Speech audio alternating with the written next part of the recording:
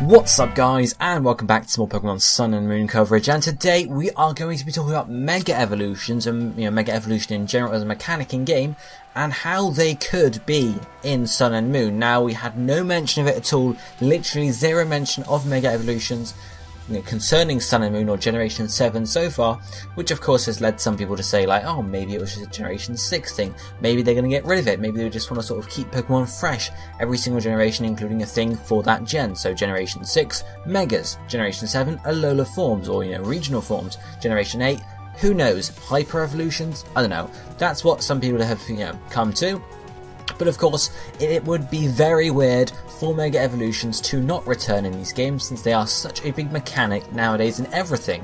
You would only had to watch the Pokemon World Championships over the weekend to see that, Primals and Megas were used in basically every single battle. In the TCG, they're rife everywhere. They've gone into every single form of Pokemon, sort of, game, video, entertainment, anything. As the manga features Mega Evolutions, Smash features Mega Evolutions, Pokken, Mega Evolutions, Mystery Dungeon, Mega Evolutions. Every little facet of Pokemon franchise-ness has Mega Evolutions in it. If it were just the games, maybe, just a Kalos thing, maybe you could say that. But it seems like it's going everywhere, and for them to suddenly retract all of that and say, yeah, sorry guys, no more, that's it now, off we pop, would be a bit weird.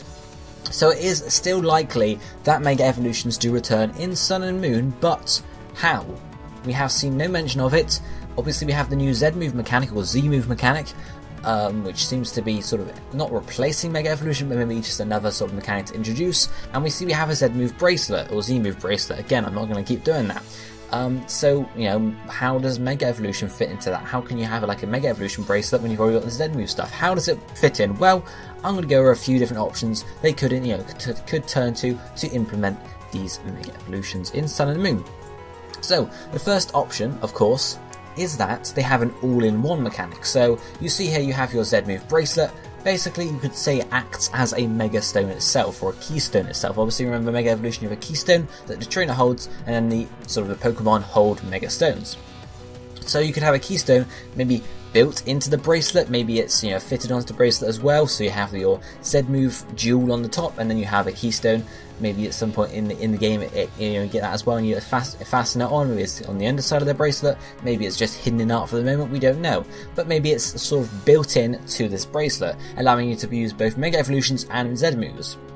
So that Mega Evolution, you can Mega Evolve your Charizard and use a Charizard Z-Move, for example. That's one possibility there. The second possibility is that they swap and switch basically. So you can have, you can have a Z-Move crystal in your bracelet, fair enough, and you can use a Z-Move. Or you can switch out, obviously we know the Mega Bracelet is a key item, so you can go to it and switch in your different crystals. Maybe instead of just switching between crystals, you can choose to have a Keystone slot in there, and then you can Mega Evolve in battle. This would be a sort of, a more balanced way of doing it, because it means if you're going to use a Mega Evolution in battle, you can't use Z-Moves. If you want to use Z-Moves, you can't use Mega Evolution, so it would stop you from combining Z-Move and Mega Evolution. Whether or not that will be too overpowered it's up for debate. It depends how much Pokemon actually look at balancing their game in terms of competitive, how big of a thing it is for them, or whether they just want to make it enjoyable for the game, because obviously it wouldn't be enjoyable to have to switch out your crystal and your stone if every single battle you thought, okay, what am I going to do in this battle? Okay, I'm going to do this, I better swap it out. You're going to forget half the time, and you're going to end up going in battle and thinking, damn it, I can't Mega, and I'm going to lose this battle. So it's whether they balance it around that or around a competitive, because a Keystone and the Z-Move crystal, with using the Z-Move with a Mega Evolved Pokemon would be a lot of damage, would be a pretty powerful move, but it's only one move still, so whether it balances out or not, it's up to you. But that's another option there, so having a swap and switch. So at some point in the game, we get given a Keystone, and then you can choose to use that instead of your crystals, so it's an either or situation there.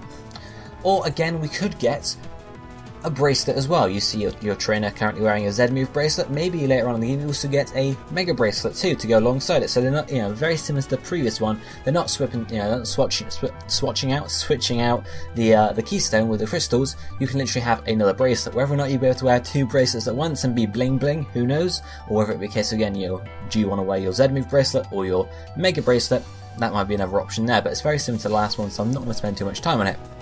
Another option, of course, although not likely, is they could go the route of Mega Rayquaza and just say you don't need a Keystone to Mega Evolve, and that's be retconning a bit of their lore, because of course Keystone is required. Keystone, trainer holds a Keystone, Pokemon holds a Mega Stone, you sort of bond with those stones. Of course it would be retconning some lore, but it's not unheard of. It's possibly that it could get rid of it and just say you can Mega Evolve because you have such a strong bond with your Pokemon, you don't even need a Keystone. Or maybe again, similar to the All-in-One at the start, the the Z crystals are actually turning out to be related to Keystones in some sort of way there. That's another possibility there. And finally, this could really be, sort of combined with any manner of the ones we've seen before, whether it's an all-in-one, switching out the Keystone and the Keystone and the Z Crystal, or you have two bracelets, or whatever. It could be in the post game. This is the one I'm sort of most confident about. I don't think we're going to see Mega Evolutions until after you've beaten the Elite Four or whatever the main game may be. I don't think it's going to happen because they want to focus on Z moves. They've introduced this new mechanic, they want you to use it. They don't want to introduce Mega Evolution halfway through the story and have you forget about Z moves, because obviously if you're switching out your Keystone and your Crystals, if you get your Mega Stone, your Keystone halfway through the game, you might think, well, I'm not going to use those stupid Z moves anymore, what? And that would just be it.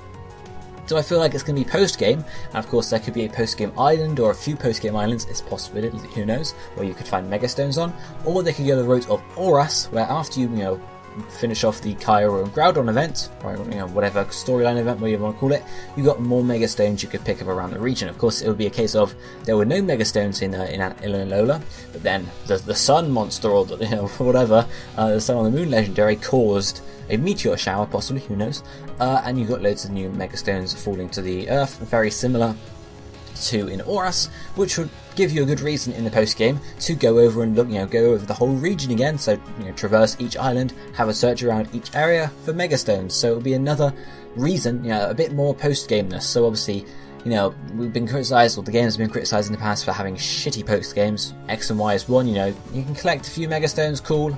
But that's really it. There's no reason, just fly from here to there and pick up the Mega Stones between 8 and 9 and whatnot. But there wasn't really much of a post game.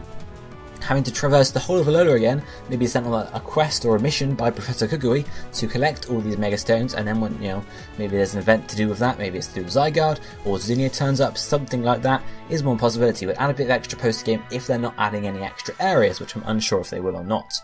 But those are some different options on how Mega Evolutions could return in Pokemon Sun and Moon. Let me know what you think is the most likely down below in the comment section. Do you think the bracelet is going to be sort of all in one and you're going to make it like that? Or do you think we're going to get the Keystone and switch it out with the Z Crystals? Or do you think it's going to be something else crazy like going the route of Mega Rayquaza and being able to Mega Evolve without a Keystone? Let me know your thoughts down below in the comment section, guys. If you enjoyed the video, be sure to hit the like button. But for now, this is it for me for today. I'll be seeing you next time. Thank you for watching. Goodbye, my friends.